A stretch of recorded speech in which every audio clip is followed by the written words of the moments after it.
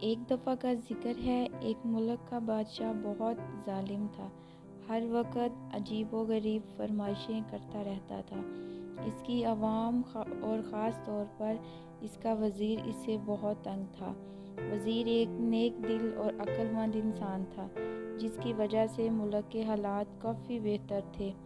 ایک دن بادشاہ کو ایک عجیب و غریب فرمائش سوچی۔ اس نے اپنے وزیر کو حکم دیا، مجھے ایک ایسا محل بنا دو جس کی تعمیر اوپر سے نیچے کی طرف جائے، اور اگر وزیر 10 دن کے اندر یہ کام شروع نہ کر سکے تو اس کا سر قلم کر دیا جائے گا۔ وزیر بیچارہ بہت پریشان ہوا، اب یہ کیا کرے؟ بہرحال جب وہ اپنے گھر پہنچا تو اس نے اپنی بیوی کو سارا قصہ سنایا۔ بیوی نے مشورہ دیا کہ تم اللہ کے حضور مدد طلب کرو۔ وزیر کو مشورہ بہت پسند آیا۔ اس نے فوری وضو کیا اور 2 نفل پڑھے اور اللہ سے دعا کی۔ کرتے کرتے اس کو نیند آ گئی اور خواب میں کیا دیکھتا ہے کہ وہ ایک جنگل میں جا رہا ہے۔ اس کو کوئی چمکتی ہوئی چیز ملی، جسے لے کر وہ بادشاہ کو دے دیتا ہے اور بادشاہ بہت خوش ہوتا ہے۔ وزیر کو جب جاگ آئی تو اس نے اپنی بیوی کو سارا خواب سنایا، اور بیوی نے فوری کہا، جنگل کی طرف جاؤ، وہاں سے تمہیں مدد ملے گی۔ وزیر نے اگلے دن اپنا رخت سفر باندھا اور سفر کو نکل پڑا۔ وہ تھوڑا بہت آرام کرتا اور پھر چل پڑتا۔ چلتے چلتے اس کو 5 دن ہو گئے تو اس نے سوچا، چلو اب واپس چلتے ہیں، اس مسئلے کا کوئی حل نہیں ہے۔ جب وہ واپس مڑنے لگا تو اچانک اس کی نظر ایک خرگوش پر پڑی، جو بیچارہ شکنجے میں پھنسا ہوا تھا۔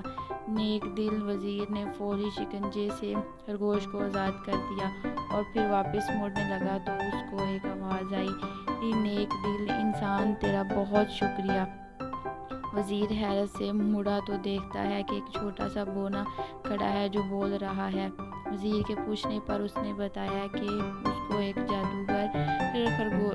اسے ایک جادوگر نے خرگوش بنایا ہوا تھا۔ نیک دل وزیر نے فوری شکنجے سے خرگوش کو آزاد کر دیا۔ وزیر حیران سے مڑا اور ایک چھوٹا سا بونا کھڑا جو بول رہا تھا کہ وزیر نے پوچھنے پر بتایا کہ اس کو ایک جادوگر نے خرگوش بنایا ہوا تھا اور شکنجہ کھولتے ہی جادو کا اثر ظاہر ہو گیا۔ وزیر نے اسے اپنی مشکل بتائی تو بونے نے اس سے اپنے ساتھ چلنے کو کہا۔ چلتے چلتے وزیر کو ایک محل کے پاس لے آیا اور اس سے اندر جانے کو بولا۔ وزیر اندر گیا تو دیکھتا ہے کہ ایک بزرگ عبادت کر رہا ہے۔ اس نے انہیں سلام کیا اور اپنی مشکل بتائی۔ بزرگ مسکرائے اور کہا، بیٹا کوئی مسئلہ نہیں ہے، اور ساتھ ہی وزیر کو ایک طوطا دے دیا کہ اس کو اپنے ساتھ لے جاؤ، تمہاری مدد کرے گا۔ وزیر نے ان کا شکریہ ادا کیا اور واپس گھر چل دیا۔ اپنے گھر جا کر اس نے اپنی بیوی کو سارا ماجرا سنایا تو وہ بھی بہت خوش ہوئی۔ اگلے دن بادشاہ کے محل گیا اور بادشاہ کو کہا، آپ میرے ساتھ چلیے اور دیکھیے میں کیسے اوپر سے نیچے محل تعمیر کرتا ہوں۔ وزیر بادشاہ کو ایک کھلی جگہ لے آیا جہاں بادشاہ نے نیا محل بنانے کو کہا تھا۔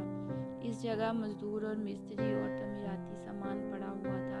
وزیر نے طوطے کو ہوا میں چھوڑا اور کہا، چلو میاں مٹھو اپنا کام دکھاؤ۔ طوطا اڑتا ہوا کافی اونچائی پر چلا گیا اور آواز لگانا شروع کر دی، اینٹیں پکڑاؤ، اینٹیں پکڑاؤ۔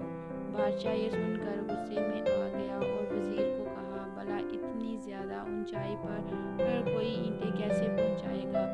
وزیر یہ سن کر بولا، حضور والا، اگر اتنی اونچائی پر اینٹیں نہیں پہنچائی جا سکتی تو اوپر سے نیچے تعمیر کیسے کی جا سکتی ہے؟